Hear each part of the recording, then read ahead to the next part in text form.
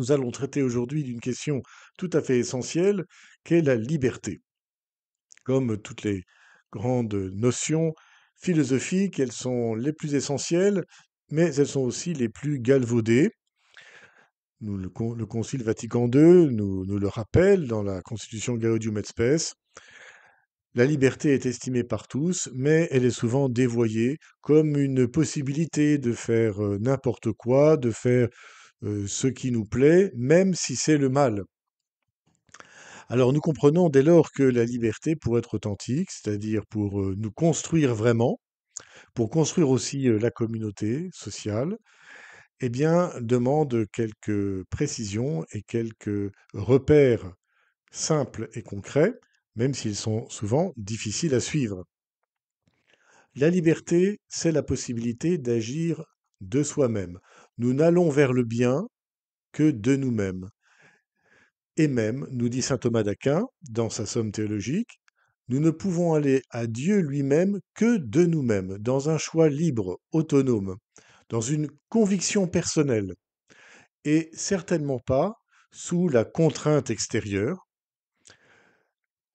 qui peut être physique, mais qui peut être aussi psychologique, sociale, et qui engendre chez la personne de la peur ou le souci du regard des autres, de satisfaire le regard social sur soi-même.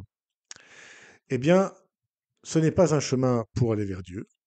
Celui qui nous permet d'être authentiquement fils de Dieu et non pas esclaves, c'est un chemin autonome, personnel. Nous avons cette capacité.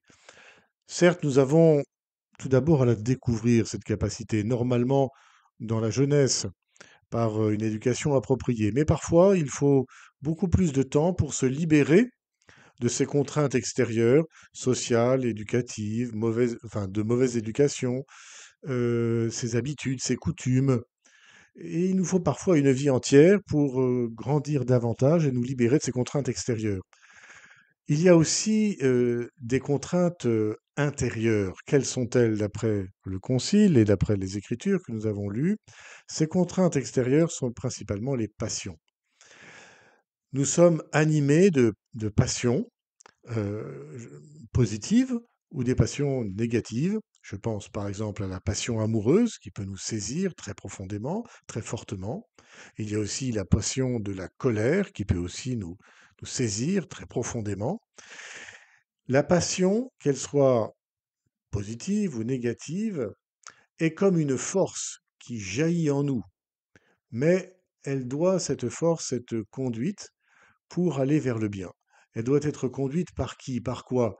Eh bien, précisément par moi, c'est-à-dire ce que je décide, non pas seulement ce qui me plaît dans la passion, dans le moment, mais ce que je décide à partir de ce que je comprends avec mon intelligence, de ce que je comprends de ce que je suis, de ce que je veux être, de ma relation aux autres, de ma relation sociale, de ce que j'ai compris aussi, de ce qu'était ma vocation, ma destinée.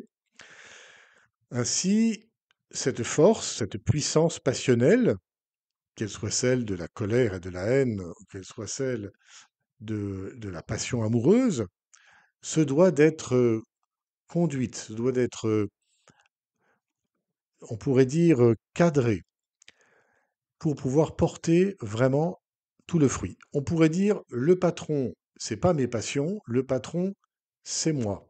C'est moi avec mon intelligence, ma conscience et mon histoire. Se libérer pour rester libre.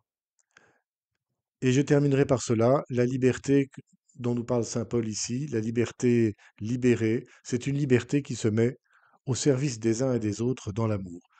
Finalement, la liberté authentique, c'est la liberté qui agit dans l'amour authentique des autres et de l'amour de Dieu lui-même.